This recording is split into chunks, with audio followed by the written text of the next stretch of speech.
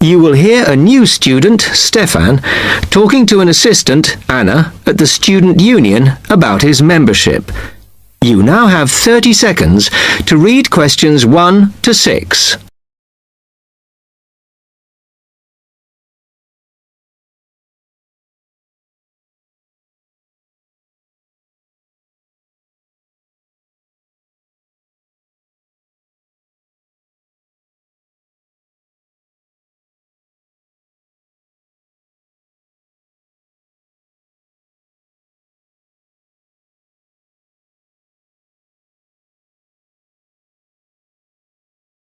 Now listen carefully and answer questions 1 to 6. Hi, can I help you? Yeah, I hope so.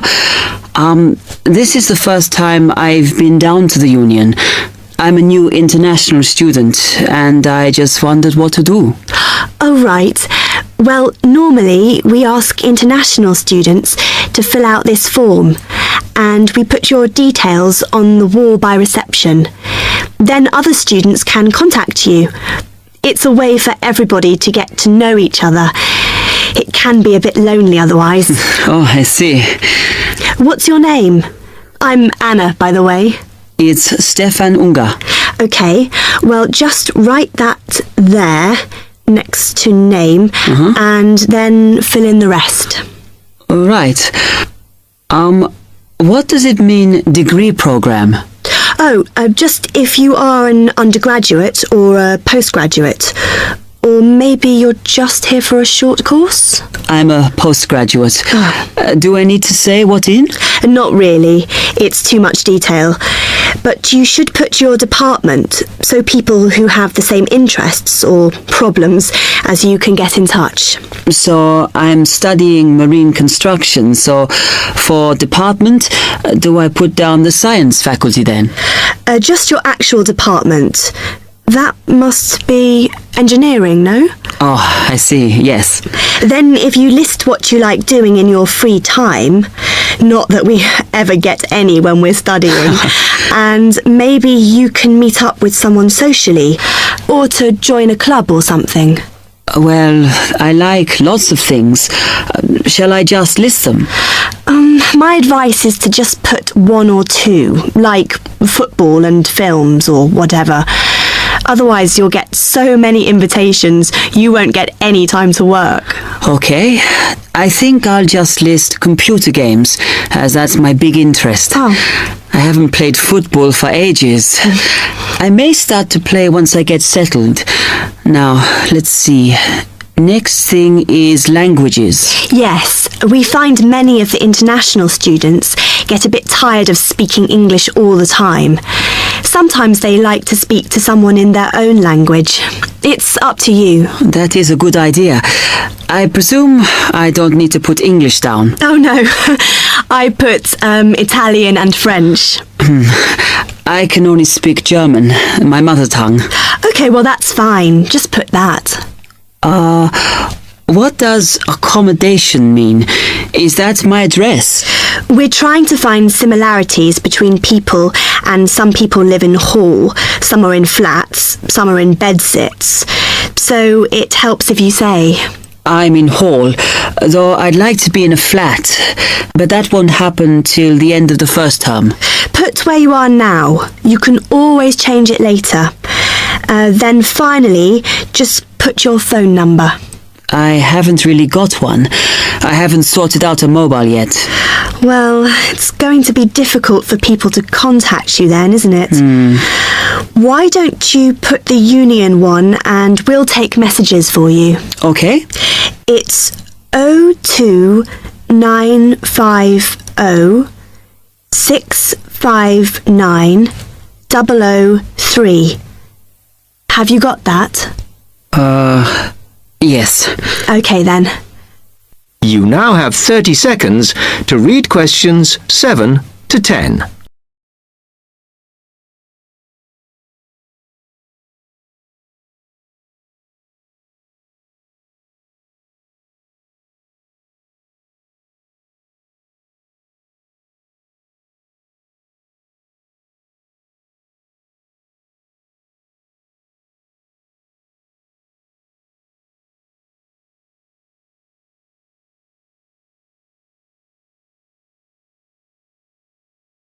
Now listen carefully and answer questions 7 to 10.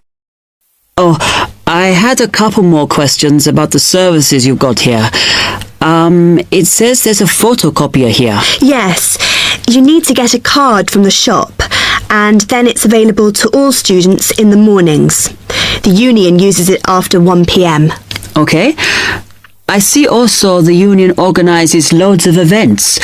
Are they always held here in the union building? It looks big enough.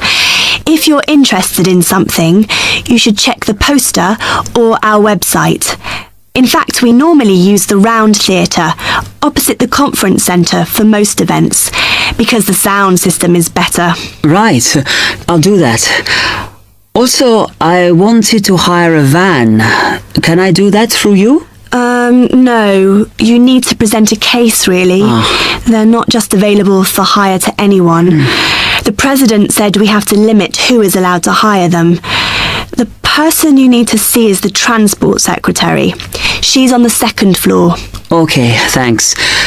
The other thing is, are all the discounts we get with our union card listed on the back of the card? I thought there might be more. No, that's it, I'm afraid. Mainly books, clothes and music. Though we are currently negotiating to get one on newspapers, so that should be valid from next term. Okay, thanks a lot for your help. That is the end of section 1. You now have half a minute to check your answers.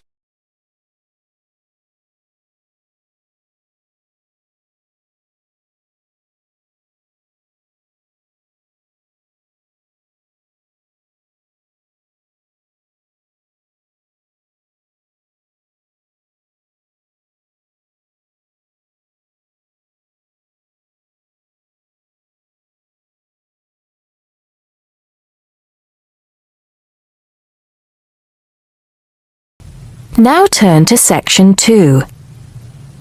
Section 2. You'll hear a tour guide talking to a group of visitors about Bestley Castle. First, you have some time to look at questions 11 to 15.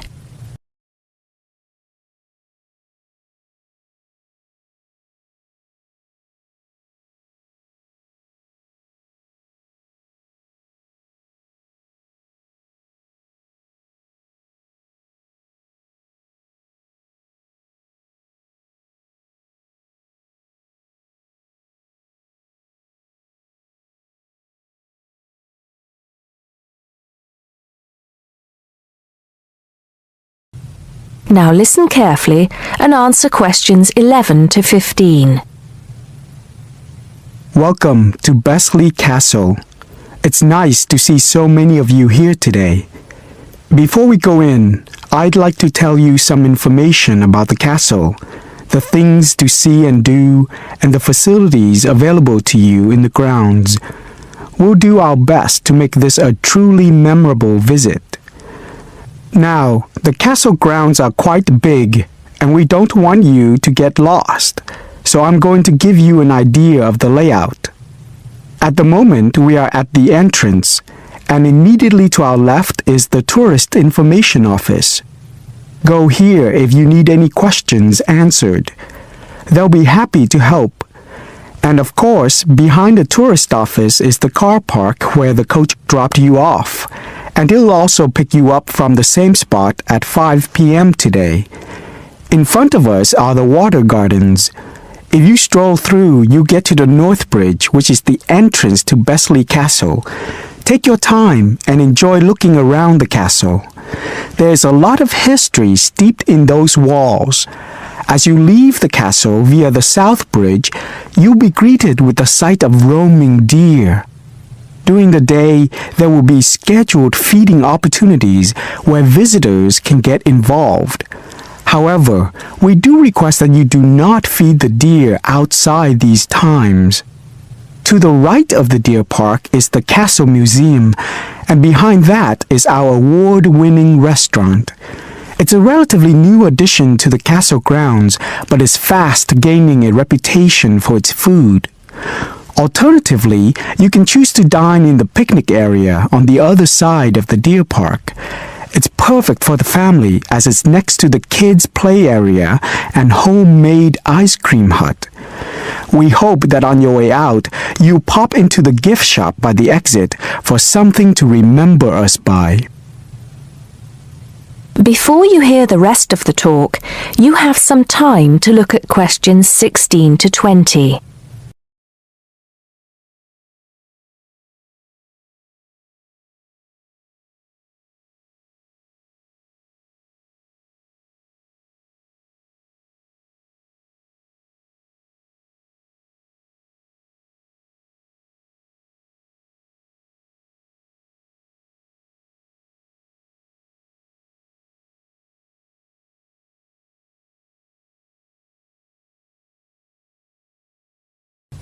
Now listen and answer questions 16 to 20. Admission to the grounds is free for all. That includes the museum, gardens, and picnic area. There is an admission fee for the castle, which is £6.50 for adults, with a 10% discount for students and retired people. Children under the age of 16 pay half adult price, and under 8 go in free. There are many spectacular events throughout the year, and for most of them, there's also an admission fee. As these events are in high demand, it's a good idea to book well in advance. Some of the exciting events planned for this year are the Summer Medieval Festival, where you can watch old-fashioned nights and experience a feast in the halls of the castle, as if you were a guest of King Henry VIII himself. There are several concerts planned this year too, including a rock concert at an admission price of £10 per person and a special jazz concert which is free to the public. I'm sure you'll agree that all tastes and ages will be satisfied. One scary but extremely popular event is the annual Haunted Castle event at the end of October, where the castle comes alive at night. Why don't you come along if you're brave enough? Another sight to see is the fantastic firework display on November 5th, and the cost of that includes refreshments. We also have a long tradition of raising money for charity. The charity event held every year on the first day of May will this year be an archery contest. Entrance is free, but donations are certainly welcome. This year, we'll be collecting money on behalf of a charity for elderly people, Age Concern. Just in case you can't remember all of that, you can pick up a leaflet showing the timetable and prices for all events from the Tourist Information Desk. You can also go online to get this information from our website. That is the end of section 2. You now have half a minute to check your answers.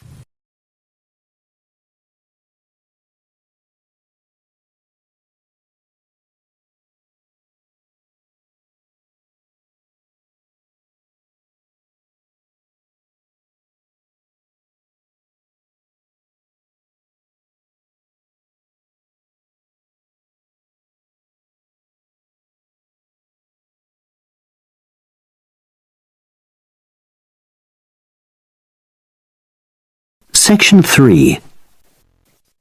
You will hear 2 business studies students discussing a presentation they'll do on an article on working effectively in groups. First, you have some time to look at questions 21 to 26.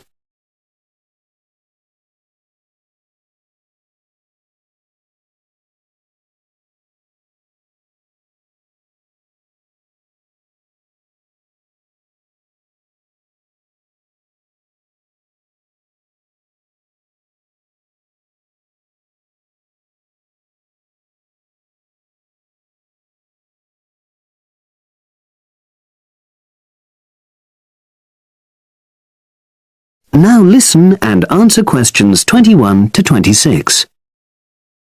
So, Brad, what did you think of the article on group work? Oh, hi, Helen. Yeah, it was pretty good, with helpful pieces of advice on how to make group work effective. I think we were lucky to be given such a straightforward text to present at the management skills seminar. Yeah, Actually, shall we discuss it now? Have you got time? Sure, it's only a 10-minute presentation, so we just need to explain and then give our views on the main points raised in the article. I'll jot down some notes. Right. So, there are 3 main sections. I suggest we start with listening. Yeah, effective listening in groups, because it's not something that's frequently covered on courses in our field. No, and we should say that in the presentation. Yeah, and also effective listening's pretty simple, you know. I don't think it's hard to learn. Well, people think it's easy, but in my experience, most of us tend to be very lazy listeners. Okay, I wouldn't argue with that. Something I do think we should emphasize is the power of the listener's posture, gestures, etc., in making speakers feel respected. Not that you're just waiting for them to finish before jumping in with your own ideas. Okay, right. The next section is on goal setting. Let's make sure we're clear what the article says on this. Yeah. Well, firstly, it says that all group members must be given time to explain their own goals. That's it, yeah. And then, did it say that the whole group should agree on common goals? That's a bit too strong. It's more that everyone's agendas should be equally acceptable. But it does say that goals have to be realistic, you know... Achievable within a particular time? You've got it. That's really what the article's saying. There isn't really any point in having ideals if group members know they won't come to anything within a reasonable period. So, I think a summary covering those points will be enough for that part of the presentation, don't you? Yep. Now, the last section is about conflict resolution. Actually, I thought it was the worst part of the article. Me too. I don't think it went into sufficient detail on the issue. Actually, I thought it devoted too much space to it, but that it was all rather boring, you know? It didn't mention some of the more radical theories. Absolutely. I found that really irritating. Right, and also I think it could have said more about conflict sometimes being healthy in groups. Absolutely. It just mentioned rather glibly about how we should avoid thinking of winners and losers, and that quick resolution of conflict is always desirable. Without explaining what these terms mean? Well, it gives quite detailed definitions, but doesn't develop a proper argument. Right. So, for the presentation, I think we just give some definitions and then explain what we felt were the weaknesses in the article's treatment of conflict resolution. Yeah, good. Now you have some time to look at questions 27 to 30.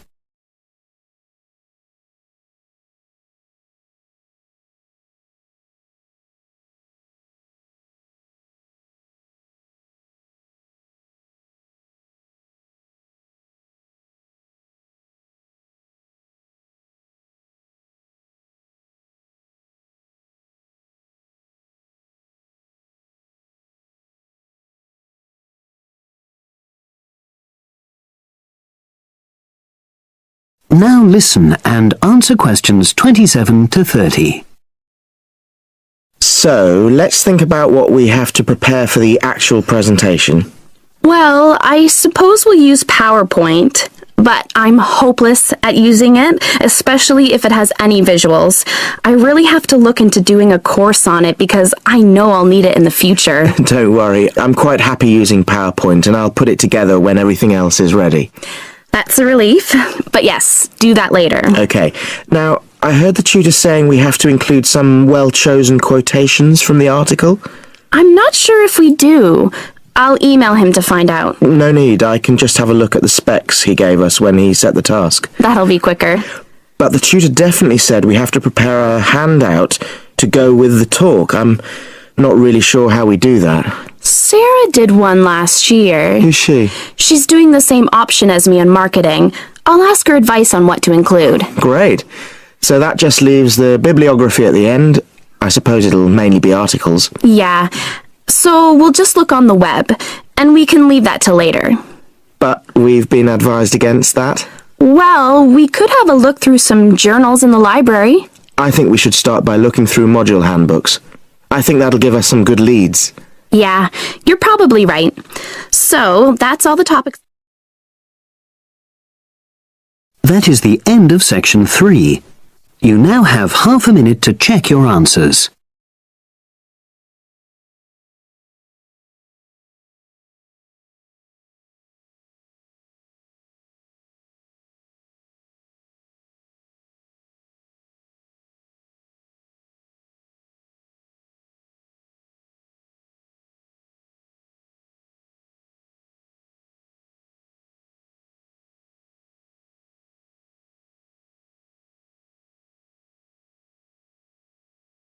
Now turn to Section 4.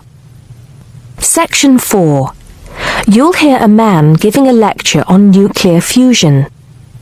First, you have some time to look at questions 31 to 33.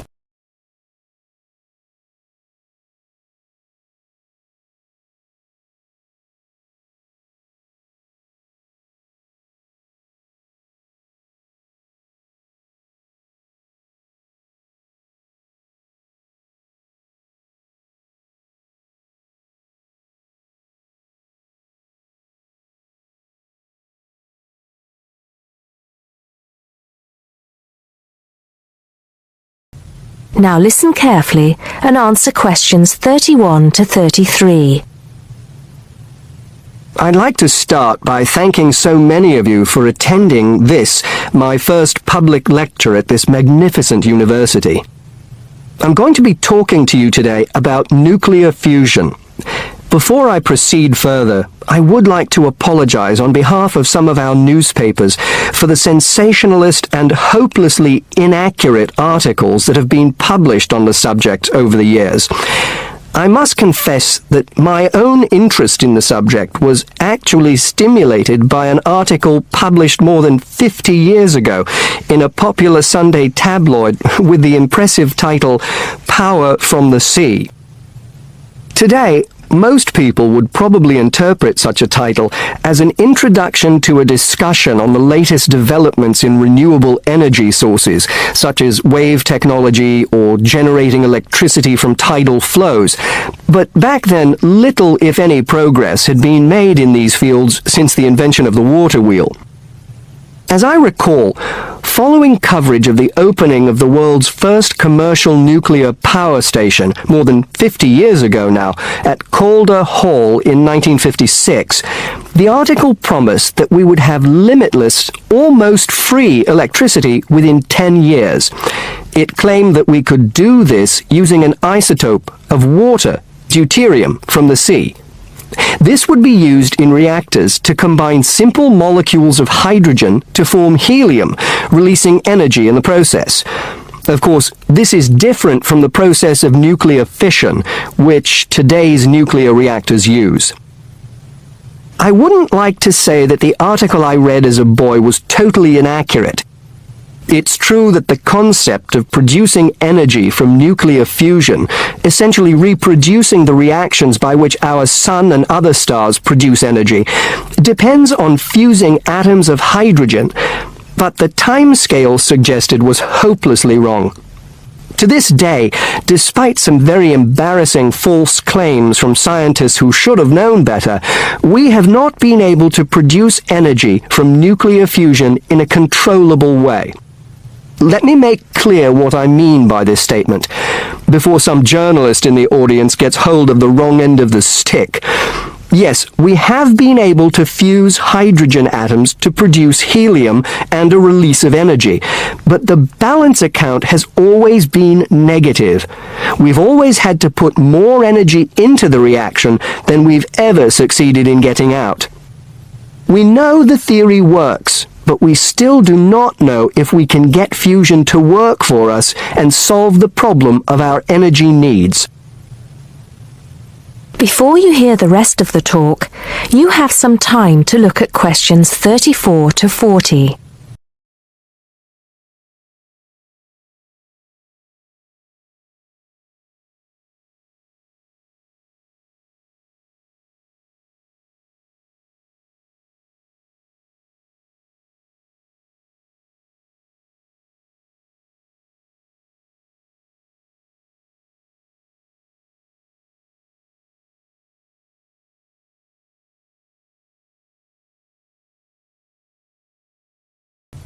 Now listen and answer questions 34 to 40. Here, I will briefly explain these problems before going on to give you a summary of the innovative ways being tested to overcome them. First of all, we have to try to understand the incredible physical conditions that exist inside a natural nuclear fusion reactor, such as the Sun. To start with, we have to create temperatures never experienced on our planet. Indeed, if we had experienced the temperatures required, then our planet would never have formed.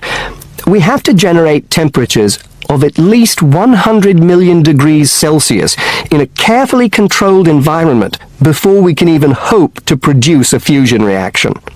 The problems are immense, but it can be done. Many of you will know that you can put your hand into a very hot oven and not get burnt, provided you do not touch any of the surfaces. I won't go into the reasons for this phenomenon here, but we are applying roughly the same principles in designs for fusion reactors. I think I can promise you that the heat will be confined to a very small area. The other major problem we have to find a solution to is pressure. The pressures in a massive body like the Sun are vast, and this is what brings the hydrogen atoms into such close proximity to one another that they fuse into helium. We may not have to achieve the same pressures in a fusion reactor, but even so, it is a huge technological problem. What then makes me hopeful about the future of energy from nuclear fusion? Perhaps surprisingly, it is developments in laser technology. We can now use lasers to control the nuclear fuel pellets so that they remain suspended inside the reactor without touching the sides. Remember that these pellets are quite small, and because they contain atoms of deuterium and tritium, the two isotopic forms of hydrogen that can be used in these reactions, they are quite light. The lasers will also compress the fuel pellet to raise the pressure to that required to initiate the fusion reaction. Another, far more powerful laser will be used to heat the fuel pellet to the temperature required. This laser, if you like, will act as the trigger to start the reaction. Once started, it is hoped that the reaction will produce enough energy to maintain itself, and also that it will produce a surplus in the form of heat that can be used to produce the steam needed to drive turbines in order to generate the electricity the world needs. To give you some idea of how much energy we can produce, it has been calculated that just 1 kilogram of fusion fuel is capable of producing the same amount of energy as 10,000 tons of fossil fuel. I think you would agree that such an objective is worth working towards. I believe, and I am not alone in this, that nuclear fusion could supply the world's energy needs for centuries to come. That is the end of section 4. You now have half a minute to check your answers.